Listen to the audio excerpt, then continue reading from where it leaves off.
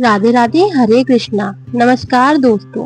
पितृपक्ष का समय हमारे जीवन का वह पावन काल है जब हम अपने पूर्वजों को याद करते हैं और श्राद्ध, तर्पण, दान, पुण्य के माध्यम से उनकी आत्मा की शांति के लिए प्रार्थना करते हैं। लेकिन अक्सर एक प्रश्न उठता है, यदि किसी परिवार में पुत्र ना हो तो श्राद्ध कौन करेगा? क्या वास्तव में बिना पुत्र के श्राद्ध संभव है?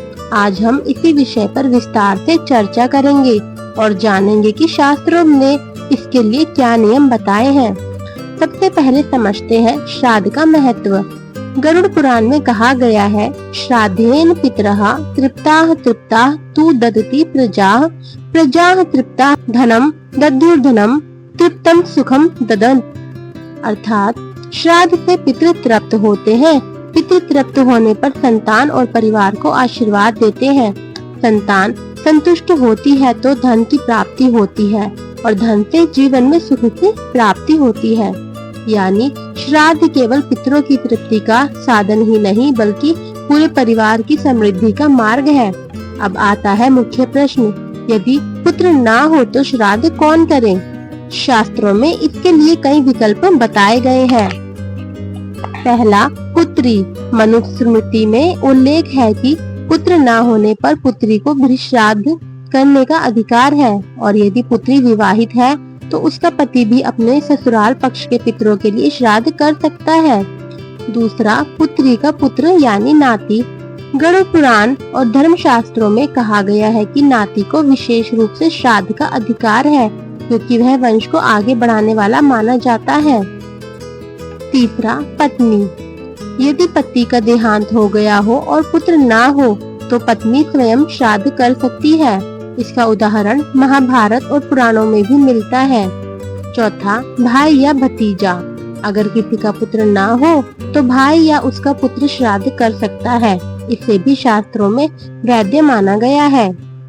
पांचवा, दत्तक पुत्र यानी गोद लिया हुआ पुत्र। धर्मशास्त्रों में दत्तक पुत्र को वही अधिकार दिया गया है जो सगे पुत्र को होता है। इसलिए यदि कोई दत्तक संतान है तो वह भी श्राद्ध कर सकती है। रामायण और महाभारत जैसे ग्रंथों में भी इसके उदाहरण मिलते हैं। महाभारत में भीमसेन के पुत्र घटोत्कच ने अपने दादा का श्राद्ध किया था।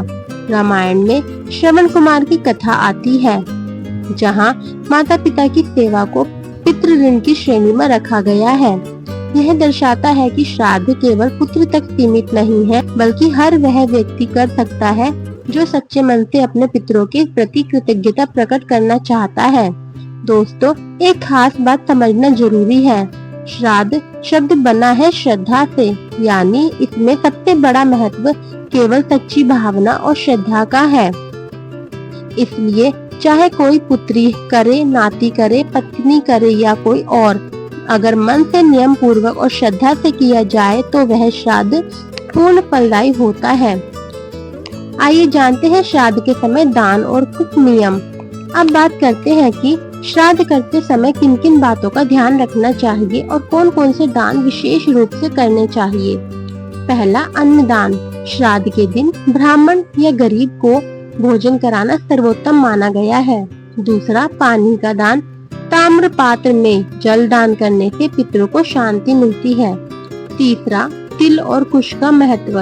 तर्पण में तिल और कुश का प्रयोग अनिवार्य है। चौथा, वस्त्र और अन्नदान। पुराने समय से ही कपड़े और अन्नदान करना पितृपक्ष का विशेष नियम माना गया है। पांचवा, गाय, भूमि और स्वर्णदान। यह प्राचीन परंपरा है। आज इसे प्रतीक रूप में गरीबों की मदद करके पूरा किया जा सकता है। शास्त्र कहते हैं, अन्नम ही प्राणिनाम प्राणः, अर्थात भोजन ही जीव का प्राण है। इसलिए श्राद्ध में भोजन का दान सर्वोच्च फल देता है। आइए जानते हैं क्या ना करें। श्राद्ध के समय कुछ बातों का विशेष ध्यान रखना चाहिए। झूठ बोलना, क्रोध करना और अपशब्द बोलना वर्जित है। मांसाहार, शराब, तंबाकू आदि चीजों से दूर रहना चाहिए। काले वस्त्र पहनना भी श्राद्ध के समय अशुभ माना जाता है। श्राद्ध के दिन बाल कटवाना, नाखून काटना और विवाह या मांगलिक कार्य करना वर्जित है। ये नियम इसलिए बताए गए हैं ताकि उस दिन का पूरा वातावरण पवित्र और शांतिपूर्ण बना रहे। तो साथियों, आज आपने जाना कि यदि पुत्र ना हो तो भी श्राद्ध रुकता नहीं है। परिवार का कोई भी सदस्य, चाहे पुत्री हो, नाती हो, पत्नी हो या दत्तक संतान, श्रद्धा और नियम पूर्वक यह पवित्र कर्म कर सकता है। श्राद्ध का अर्थ ही है श्रद्धा से किया गया कार्य। इसलिए सबसे आवश्यक है आपका मन, आपकी भावना और आपके पितरों के प्रति कृतज्ञता। पितृपक्ष में किया गया एक एक दान, एक एक तर्पण पितरों को तृप्त करता है और उनकी कृपा से जीवन में सुख, समृद्धि और शांति आती है।